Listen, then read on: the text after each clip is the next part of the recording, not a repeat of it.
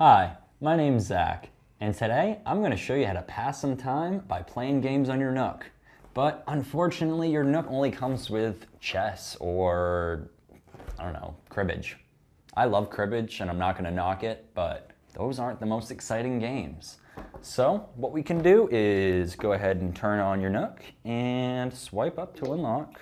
And now you're going to go to your applications down in the bottom of your screen. Now, here is listed everything. The newer NOOKs actually come with crosswords and makes it sound like they think I'm old. I'm only 22.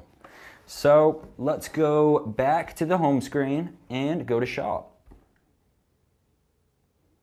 And go into your apps and must-have games. Hey now, that looks like fun. As you can see down here, they're listed $1.99, $2.99, $1.99. All you have to do is click on a game. It'll load it up. And it says buy for $1.99. It gives you some screenshots. Oh wow, this game does look fun. And you can scroll down, read all of the reviews and whatnot, and send if that's any good.